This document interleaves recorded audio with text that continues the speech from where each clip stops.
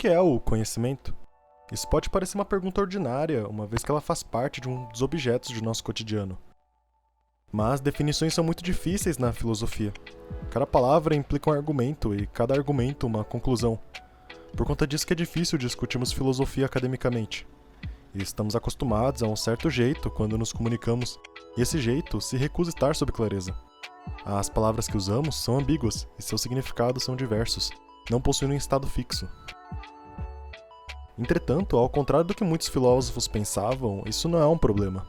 Afinal, seria justamente isso que dá vida à linguagem. A nossa linguagem está intimamente conectada com nossas vidas e cotidiano, ao ponto de, se retirada de seu contexto, ela não faria mais sentido. Para Wittgenstein, esse seria o grande problema da filosofia. Os pensadores do passado buscavam em vão revelar uma essência na palavra, uma essência que não existia. Eles tiravam a palavra de seu habitat natural e, consequentemente, ficavam perdidos, tentando descobrir o real significado por trás dela. Em um sentido, justamente por isso, eles estariam criando problemas onde não haviam. Apesar de essa nossa preocupação com definições e explicações ser algo natural à nossa existência, às vezes definições não são necessárias. A ordem natural do mundo e seu funcionamento não necessitam de definições precisas. Elas apenas serviriam para tirar nosso foco de tudo que é belo e significativo em nossas vidas. Mas, apesar de esse ser o caso, isso não significa que não podemos, pelo menos, tentar satisfazer essa curiosidade natural que temos pelas definições. Sendo assim, o que é o conhecimento? Uma das definições mais antigas do conceito, datada do século IV a.C., está presente no diálogo Teeteto, escrito por Platão. Nele, temos a figura de Sócrates, narrada por Platão, discutindo com Teeteto e seu pai sobre a natureza do conhecimento. Várias definições de conhecimento são dadas ao longo do diálogo, sendo elas, em sua maioria, refutadas por Sócrates. Primeiramente, Teeteto diz que o conhecimento são as áreas acadêmicas, como a geometria, a aritmética e a astronomia. Apesar da resposta, Sócrates se mostra insatisfeito. Como podemos perceber e como é apontado por ele, essa definição não é uma boa definição. Quando questionado sobre a definição do conhecimento, a afirmação do Teeteto não se enquadra nem em explicação, nem em definição. O que ele deu são exemplos de áreas do conhecimento, não a definição do conhecimento. Apesar de ser um erro ingênuo, quase que estúpido, ele é muito comum em nossas vidas e está muito presente em outros diálogos socráticos. Em vários questionamentos de Sócrates, como por exemplo, o que é a justiça, ou o que é o sagrado, muitas pessoas, ao invés de darem definições, nos dão exemplos desses conceitos. Por exemplo, o que é virtude? Muitos dizem que virtude é coragem, que é bondade e honra. Apesar de essas serem coisas que são consideradas virtuosas, elas não são a virtude em si. Há algo que une todas elas e que faz elas elementos da virtude. Mas, voltando para a definição do conhecimento, Teeteto nos dá uma segunda definição do conceito. De acordo com ele, conhecimento é percepção. Então, nesse caso, conhecimento seria o que a gente vê, percebe e experiencia ao longo da vida. Em termos técnicos, poderíamos dizer que essa definição possui características empiristas. De acordo com os empiristas, o conhecimento seria adquirido através de nossos sentidos. A abstração, juntamente do raciocínio, só o seriam em detrimento de elementos naturais que provocassem o pensamento. Quando eu olho para uma árvore, eu tenho vários tipos de pensamento. Eu posso olhar para as folhas e abstrair o elemento em comum delas, que todas elas são verdes e fazem parte da árvore. Eu posso ir mais além e abstrair raciocínios matemáticos, lógicos e filosóficos quando olho para um objeto. Então, de acordo com Teeteto, o conhecimento seria aquilo que é adquirido através dos sentidos. Nós poderíamos ir além e, assim como Sócrates, identificar uma outra tradição filosófica caracterizada nessa definição. De acordo com Protágoras, famoso sofista do século V a.C., o homem é a medida de todas as coisas. Esse pensamento, além de levar a figura do homem a um status quase que mitológico, também serve para relativizar nossas percepções do mundo. Se o conhecimento é realmente percepção, e nossa percepção é relativa, em outras palavras, o conhecimento seria algo relativo.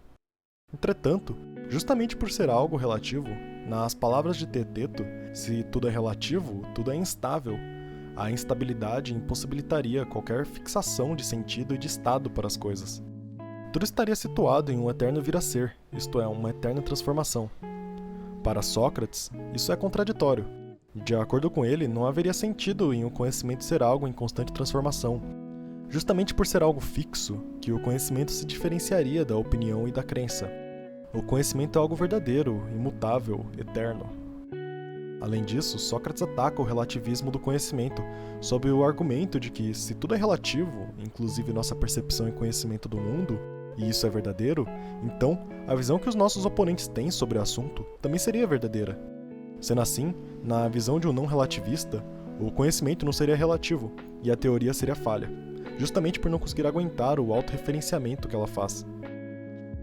Vendo as falhas de sua definição, Teteto nos dá uma terceira concepção do conhecimento.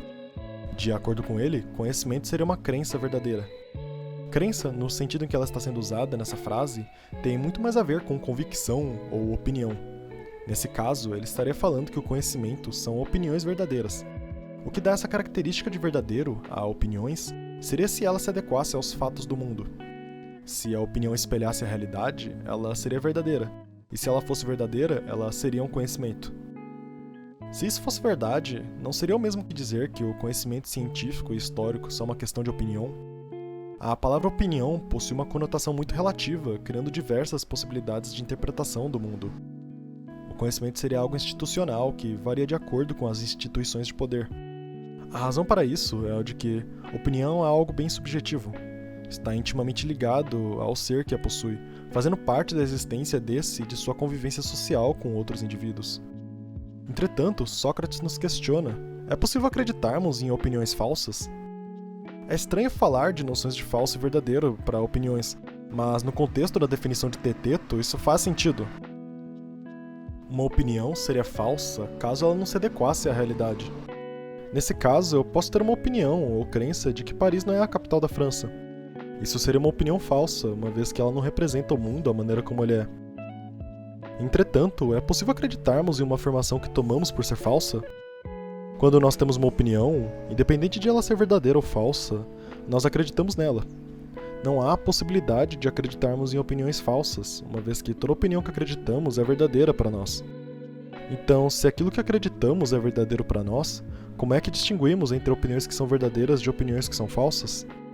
Se seguirmos a lógica imposta por Sócrates, isso seria impossível. Por conta disso, Teteto vem a nos dar a sua quarta definição para o conhecimento. Essa definição é uma das definições mais tradicionais e clássicas sobre o conhecimento. De acordo com Teteto, conhecimento seria a opinião verdadeira que possui logos. Logos, na filosofia, significa razão. Ou seja, conhecimento seria toda aquela opinião verdadeira que possui uma razão, uma justificativa por trás. Para ilustrar melhor essa definição, considere o seguinte caso. Imagine que em uma corrida de cavalos, você aposta no cavalo número 2. Por algum motivo que você não sabe, o número 2 te apeteceu naquele momento e isso foi motivo suficiente para você apostar nele. A corrida termina e, para sua surpresa, o cavalo número 2 ganhou a corrida. A questão que surge é: você sabia que ele ia ganhar a corrida?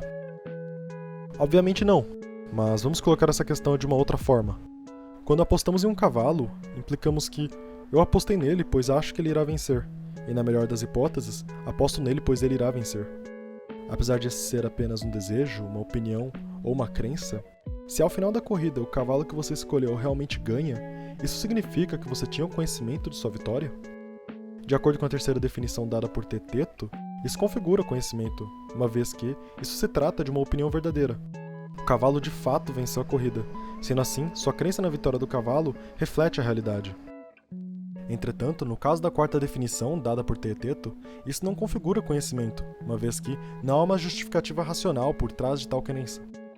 Em termos gerais, podemos dizer que o conhecimento é tipo um prêmio. Nós damos créditos à veracidade e às justificativas válidas.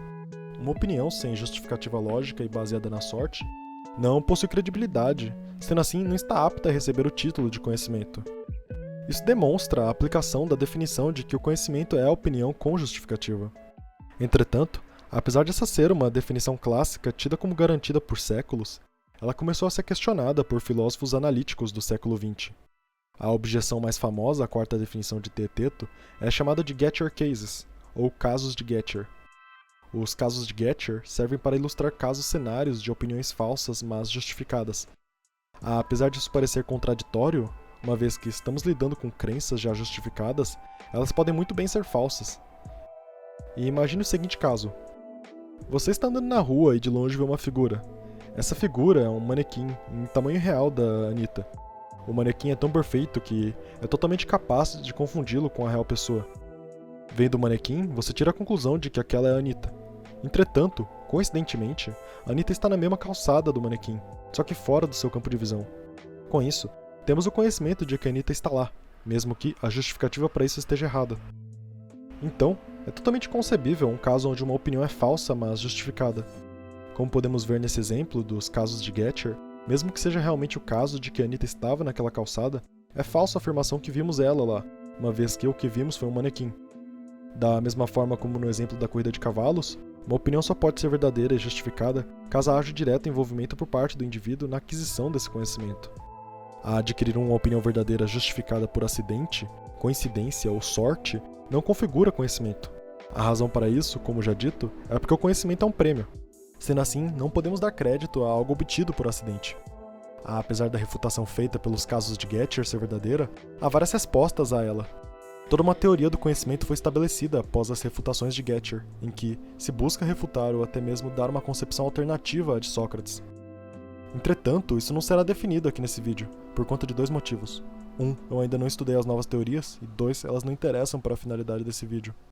E afinal, qual foi a finalidade desse vídeo? Eu queria discutir a natureza do conhecimento, começando por sua definição. Apesar de nós não sabermos uma definição exata do conhecimento, visto que até a definição mais clássica pode ser colocada em dúvida, nós ainda conseguimos pensar normalmente. Na maioria dos casos, nós não precisamos de definições exatas para poder trabalhar com aquilo que precisamos. Mas é claro, precisamos ter um conhecimento suficiente para pelo menos não representar de maneira errônea o nosso objeto de estudo. No caso do conhecimento e de outros conceitos abstratos, uma definição exata e precisa, às vezes, não é essencial.